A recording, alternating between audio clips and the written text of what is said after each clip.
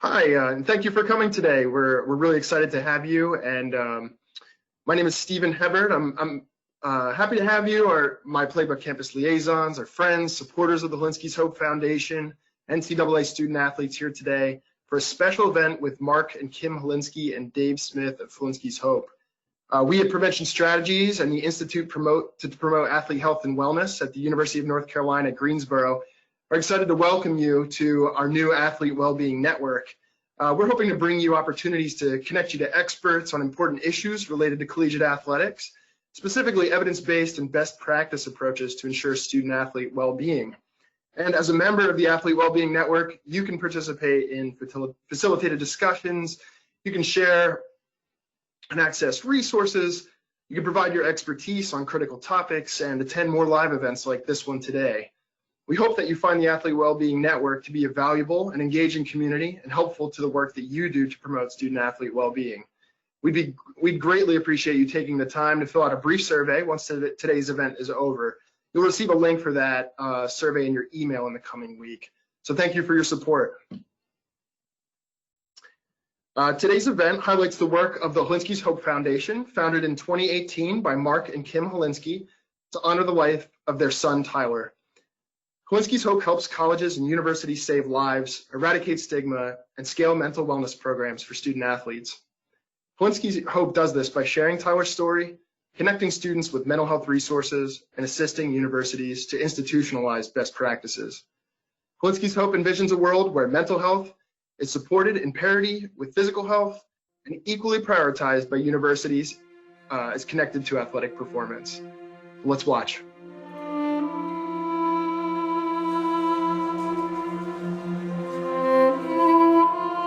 Tyler, he loved movies. He was a homebody.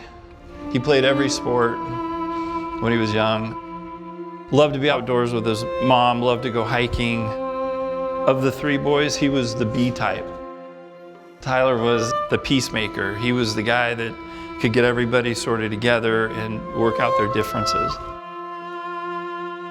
I'm telling you these things, and I want you to hear about Tyler, not just because we loved him and what a great kid he was, but the face of suicide and mental illness to this person was unknown.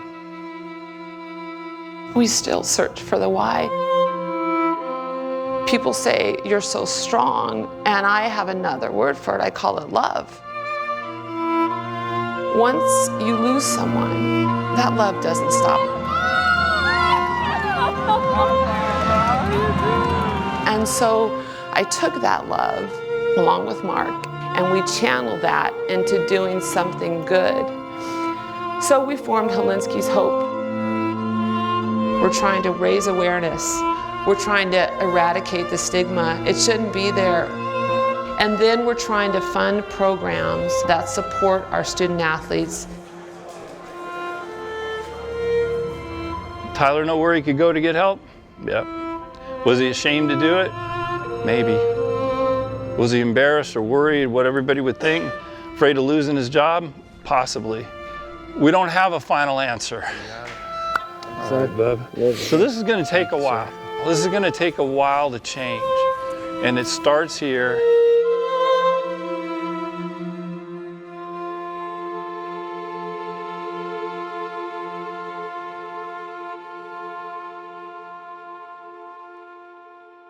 I have here today with me Mark and Kim Helinski. They are Tyler's parents and the co-founders of the Helinski's Hope Foundation. And Dave Smith is leading the executive team and an integral part of Helinski's Hope success. And I've had the pleasure of working with Mark, Kim, and Dave over the past year, a little bit more than a year. And every time that I see that video and I interact with them, the thing that continues to strike me is just how, the love that Mark and Kim and their team by extension, that love for Tyler that they have is really at the core of their mission and the core of everything that they do. And, as somebody who's been here to help develop some resources and be a part of their mission and even just a sort of distant way, that love and compassion and their desire to really, truly help student athletes, it comes through so strongly. And so I want to say thank you to you all first up front, because I think you're doing an amazing thing. student athletes, for athletics programs, and really for this sort of greater good in terms of mental health. So thank you right off the bat. But I want to start off by asking a few questions. And, this all starts from a place of pain that your family has experienced since Tyler's death. And, you didn't ask for this platform that you've been given, but you've certainly embraced it. And it's been really incredible to watch Hilinski's Hope grow. So I'd love to start by having you reflect on your journey and the evolution of your efforts through Hilinski's Hope. So talking about the talks you've given, the student athletes you've met, the events you've sponsored, and the change you strive for. Well, thank you, Stephen. It's great to be here and appreciate the opportunity to talk to some of your campus liaisons and to you again. And we thank you guys for your hard work. And we're joined by Dave, as you mentioned, and Dave's been just incredible, guide through all this. So we're happy to be here. It's a tough question. In a business, you're excited about growth and you measure certain things, but I think you did a great job in sort of relaying what it is that we were after. And we wanted to talk about Tyler. We wanted to tell people what he was like. We met with on many different campuses and with many different programs. And without fail, we would always say, if you only knew Tyler, you'd understand this. And that's not unique, in the world, but it's unique to us. And we're missing sort of the best part of our team. And it's really difficult. So I think the natural reaction from us on growth is we learned about mental health illness and mental illnesses through this discovery process of the grief we were experiencing, and sort of had to back into what may have happened to Tyler. And as we did that, we uncovered, for us, it was known to many others, but we uncovered this incredible need to bring awareness and rip down the stigma about talking about this. And although Kim and I aren't mental health practitioners, clearly we're not public speakers, we felt like if we can go out and talk about Tyler and tell you guys what he's like and the kind of kid he was, you might come to the same conclusions we did, is you're shocked and surprised. And that's how insidious, mental illness can be. In our case, it took our favorite guy. All of our kids are favorite, but you lose a loved one like that, to anybody that does, it's incredibly painful. So the growth of this, to me, and sort of the expansion of Hilinski's Hope and some of the programs that we're able to do really come from a couple of places. The love we have for Tyler, for sure. Yeah. The love that other people, the Pacific Northwest, the South, the West Coast, across the country, multiple countries throughout the world, that you can't put a price on that. The notes and the reach outs and the calls that we got. So they supported us, financially for sure, and emotionally in sharing their stories. And through that process, we learned many, many other stories. And Tyler wasn't alone. In a lot of ways, we tell people he wasn't even unique to you. He was unique to us. He's perfect to us. But there's too many stories out there. And the best thing we could do to honor Tyler is to help any other family avoid this ridiculous tragedy. So I think that's in a nutshell what we've been doing, and I think we'll continue to do it. Dave will keep us on track and making sure we do it in a responsible way, and we're grateful for that. It's really incredible. And one of the things that's always struck me, Mark, is how Tyler's story really could be any student athlete's story. Of course, Tyler had his own unique set of circumstances and experiences, but this mental health piece is really, it can and could impact anybody, and is impacting a lot of people. And Hilinski's Hope has garnered a lot of attention from the media, whether that's ESPN or Sports Illustrated or other venues. And I'm curious if that is part of Tyler's story that's really captured the nation's attention, or if there's something else there. Yeah, we're very humbled and grateful by all that attention too. And you said it earlier, we didn't ask for it. I was sort of a shy, not a social media person at all before Tyler died. And we are embracing our pain. And a lot of these writers, these producers that have covered Helinski's Hope have actually become good friends of our family. You know, the Helinski's Hope, film that E60 did, incredible. It was such an emotional ride.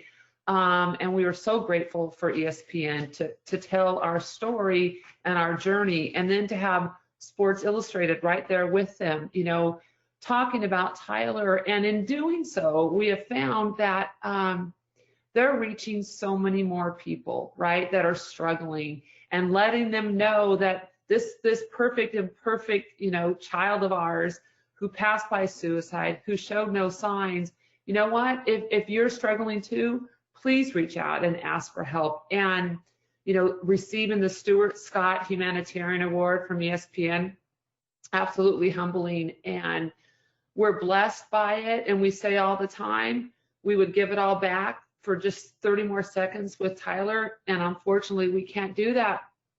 So we are embracing our pain and our promise to Tyler and our student athletes to keep moving forward to help others. Yeah, Kim, it sounds like that, you know, through that pain and that grief, there's also so much strength that comes from this just outpouring of support that you've received. And as you've been willing to put yourselves and your story out there, so too have other people come to rally around you and to support you and to help you in just really incredible ways. And I'd like to sort of continue the conversation in that direction. You know, we've talked already a lot about sort of what got you to this point, but, you know, it sounds like there's an impact that's already happening through Helinski's Hope, and there's more to come. But if we could start, you know, what impact do you believe Helinski's Hope is currently having and has had so far? Well, we've had the good fortune, Stephen, to visit many campuses, you know, 50 or 60 campuses so far. When COVID hit, you know, we had to take a different direction, and you know, created United, the podcast for student athletes. And I think that's been terrific. And the feedback from both of those and others, you know, talks that we've been able to give and so forth, it really validates. I think that probably the most gratifying is it validates others in their struggle. You know, that's what we hear so much. There is, you know, there are stories about people that, you know, literally stopped from harming themselves because they saw the E60 piece, or they read something. And those are great. And you can't put a price tag on that. But I think the general perspective is that mental illness within our mental health spectrum is real. It's incredibly difficult and complex to articulate. I think we're learning all the time how to do that a little bit better. As a 21-year-old, you know, we're out again last night, giving our first in-person talk in a long time. And, you know, the message we were trying to send was this stuff. There are plenty of people that don't believe it's even real.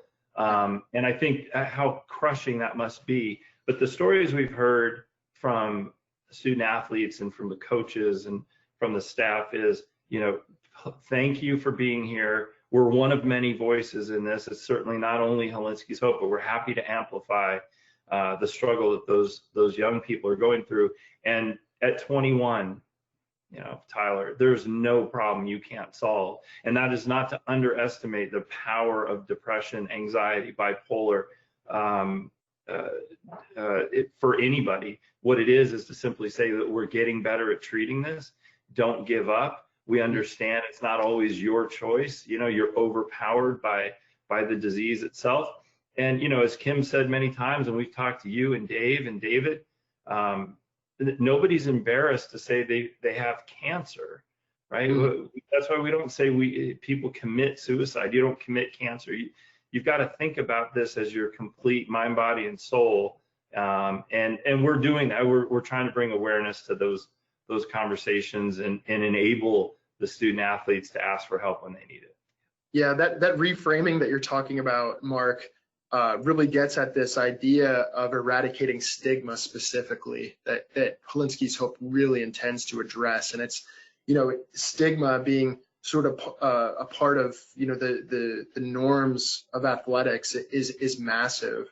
And you know, I can hear in the way that you speak about this and in some of the things that you're doing that is your target, and that it sounds like that's really starting to make a difference at this individual level right now, and it's really incredible. You know, I'm curious, in these conversations that you've had, what are campuses telling you that they're doing currently to protect and promote the well-being of student athletes? Like, what do you know what's working for them right now? Well, you know, we talk to a lot of sports psychologists, and in our United podcast, Dr. Josie Nicholson, who hosts that for us, she brings on sports psychologists from all over the country at all different universities. And there's a really great group out there that are very supportive of their student athletes. You know, they try to always make sure that they're available for them. And unfortunately, not all the universities have the resources that some of the top D1 schools have, and we're finding that out. And that's crushing to me to hear that there's a 3-week wait or a month wait, or there's just not enough resources on campus. And I think that's what we're really trying to do with Helinski's Hope, is to bring those resources to these campuses. You know, again, fortunately, there are some out there that really support their student athletes. You know, Ole Miss is just incredible. I've seen what they're doing. BYU is wonderful. Clemson is just amazing. You know, South Carolina is great, and I could go on and on and on about the universities. But the ones that really get to me are the ones that don't have the resources, and that keeps powering us to make sure that they do get them. Yeah, that desire for equity is such an important piece of your mission, and you know, I will talk a little bit more about, you know, how Helinski's Hope might help those universities that are in a position where they have few resources in a little bit. And you know, those universities, those athletics programs that are really, you know, from an infrastructure perspective, they are ready and able in some ways to address mental health because they have those resources. Still, you know, the support that you can provide by you know, discussing stigma, because that still exists regardless of resources. I mean, you're really, you know, your mission really applies to everybody out there, and you know, it's really exciting. So this week is an important week for Helinski's Hope for 2 reasons. You may have heard about this or may have not. First, Helinski's Hope launched the inaugural College Football Mental Health Awareness Week to coincide with both the National Alliance on Mental Illness, or NAMI's Mental Illness Awareness Week, and World Mental Health Day on October 10th. And second, you just held 3-Day, which happened on October 3rd for some teams and is also happening on October 10th for some others. And I'm curious if you could just speak a little bit to, you know, the importance of this week, and as well as 3-Day, and tell us what you're up to. Well, thank you. So, you know, college football has been incredibly kind as an organization, you know, to the Helinski family and the schools that we've never met, the coaches and players that we've never seen. After Tyler passed, we got a lot of encouragement from them, and that hasn't really changed. In a way of giving back, we felt like there was something that needed to be done, sort of born out of the struggles that we currently have still with COVID. It leads to a lot of deep conversation. So the Helinski Hope team was fortunate to work with a young man that gave us a really great idea to start publicizing within the college football community 3-Day, which you know, 3 is a big number to Helinski's Hope. It was Tyler's collegiate number, and so forth. So we're really excited for that. And what 3-Day was simply to take a moment in time of the year within a particular sport, and we're not excluding anybody in this, and there'll be more announcements, you know, later in the year and next year as we grow that, as well as you sort of indicated earlier.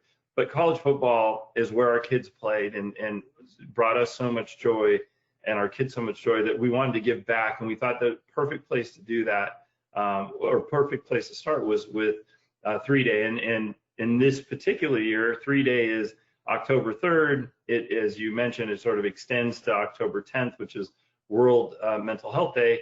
And what we were really excited to see was, yes, we got the stickers out and the lapel pins, and the 3 and the third, videos and PSAs that are out there. But the follow-on conversations on these campuses that created other academic speakers and facilities and online or social media gatherings and topics around the same mental health issues or mental wellness campaigns was really incredible. So yes, there's some front end stuff that we did and some back end stuff, and we're really looking forward to Saturday to see the rest of the teams that are participating this year. And I think our goal in that, Stephen, is to find the ability to sort of add rocket fuel to this next year so we can get a lot more schools participating.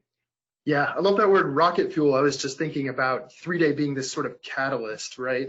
This way to sort of spark more momentum, more than just a reminder, but to help people, help universities, help student athletes take action in a really unique way, and keep moving forward. And to continue on that, some of the work that I've done with you through Prevention Strategies and the Institute to Promote Athlete Health and Wellness has been to develop this Bring Hilinski's Hope to Campus package of resource that we consider a call to action piece. So what do people watching this event today need to know about each of the resources included in the Bring Hilinski's Hope to Campus package? And Dave, I'm going to invite you to jump in on that since you and I have been working on this together a little bit. Absolutely. So we're really excited today to actually talk about the Hilinski's Hope game plan, which is this suite of programs that have been developed over the past 18 months, kind of taking both the, building on top of the NCAA best practices in terms of mental health, and then taking all the lessons that we've been learning going to these, dozens of campuses across the country. And so, what the game plan is, and I think we've got a slide for this that we can pull up, is it's 4 major components. So the first one is really around the Tyler Talk and facilitating a conversation around mental health. This is about building awareness. This is about eradicating stigma. This is taking, I know we saw a little bit of a clip of what the promo of the Tyler Talk, but it's the full conversation with the Hilinski family, being able to talk about the reality of the current culture around mental health, and what motivates athletes to take action, athletics to take action. And so this is our way of sort of starting the conversation with universities, and we do this in partnership with a local mental health professional. And so our approach is really around a train the trainer approach. Since we've been able to have Mark and Kim go to dozens of campuses across the country, and they'll continue to travel when we're able to travel again, continue to work remotely, and do live Zooms as possible. But really the way to get these resources into people's hands is to be able to do a train the trainer, where with that licensed mental health professional, we're able to train around this training and this team training and facilitator's handbook. And this really helps unpack the experience. It unpacks the conversation. It starts to build a conversation around how Tyler's story kind of impacts each individual athlete. What we found time and time again is that there's a lot of personal experience with mental health and with mental illness cases. We don't talk about that. How do you unpack that to create a broader team experience, to create kind of broader attitudes around mental health, and to promote skills in how we can support one another? What resources are available within the university, from mental health professionals to sports psychologists, to just how do we as teammates actually help support each other and create conversations that may not be happening elsewhere. And so that's really the goal of the second piece of this. The third part of the game plan is the scorecard. And this, again, kind of built on top of this is what we developed in partnership with Prevention Strategies, building on top of the NCAA mental health best practices. And it really asks, what is your current commitment to student athlete mental health, and what needs do you have that require action? And so this interactive scorecard allows for a self-assessment from a university to say, what are we doing? Let's name what we're doing, let's name what we're not doing, and let's try to identify ways that we could help improve. And our goal is that this becomes the beginning of a conversation with the university to help improve. How are you following those best practices, and what types of resources are you providing your student athletes? And it brings a multidisciplinary team together across, from athletics personnel to student athletes to other professionals across the country, that we can help make sure that we're bringing the best practices and additional programs, additional trainings that's necessary onto college campuses. And that's really the last part of this, is the additional trainings. We have partnerships with various organizations, including Step Up and Behind Happy Faces, that we've been able to bring to different universities and have additional trainers support student athletes. And we're continuing to build on top of those resources so that we'll have a whole suite of different options that universities can bring to their campus, or even get trained to be able to deliver on their campus, so that this really becomes something that is about building the muscle internally within universities to provide to student athletes. Dave, that's a great summary there. And I just want to say, I'm noticing this sort of parallel. Mark and Kim talk so much about support and this sort of outpouring of love and connection and kindness that through their story and through connecting with media and student athletes. And what Hilinski's Hope seems to be trying to do here is actually recreate that within a university context in a way. What you're talking about here, by building a team training, by bringing a multidisciplinary team together, it's bringing the strengths from all of these different parts of the university system together to provide the best support possible. And I think that that's not only unique, but just very powerful. I could imagine that the liaisons in the event today might look at this and say, wow, this is a huge undertaking, but what you've done is really, intentionally made this an experience that impacts everyone and brings everyone together to make a difference. And, I'm very struck by that. And I'm enthusiastic about the potential for this as liaisons and others start to adopt Hilinski's Hope's, bring Hilinski's Hope to campus package. Yeah, I think. Go ahead, Dave. I was going to say, and I think we have a slide on here to talk a little bit about how we can, be brought to campus if there's interest from different universities. The next slide talks about how do you become a Hilinski's Hope University partner. And our goal here is really about building this broader partnership network. As we talked about, we've worked with, a couple dozen universities over the course of the last couple of years. 17 universities were involved with 3-day and College Football Mental Health Week. Our goal is to get to 50 to 100 university partners over the course of the next couple years. And so what we've described in here is that our goal was to make these materials free and then basically provide them to universities by training through the train the trainer approach. And so we're able to help roll this out and create this broader university partnership network. We're able to train local trainers to be able to, serve, between 100 or 1,000 or more than 1,000 students if you're able to do it across your entire athletics program or even beyond that. Our goal is to help build this network of local professionals who can, licensed mental health professionals who can be part of this broader network, who can be serving their students. Our goal for the self-assessment is that it becomes something that universities can do some introspection, but they can also engage with prevention strategies with our team to try to understand how can they improve and how can they work better. And then, of course, we'd love to bring the Hilinski's to campus, or bring some of the other trainers from Step Up, Behind Happy Faces, others to campus as necessary. And so the final slide actually shares a little bit of where we can go from here, which is, well, we have created a cost structure on this as to identify, to be able to ensure that we can continue to improve the materials and grow the number of campuses we're able to work with. There are scholarships available, and our goal, particularly because we've raised some funds from philanthropy over the course of the last year, is that we want to be able to come to as many campuses as possible. And so we do have, don't let the cost prohibit us being able to engage with you. Just as Kim was mentioning, some universities are well resourced, and we'd love to partner with those universities to bring our resources. But those that aren't as well resourced, we'd like to be able to use some of our philanthropic resources or corporate sponsorships to be able to come to your university as well.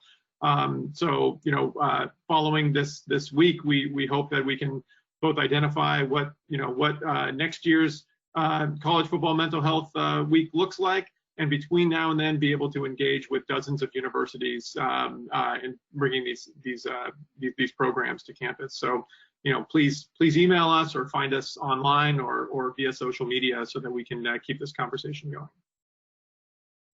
That's fantastic, Dave. Thanks for all that information. Absolutely.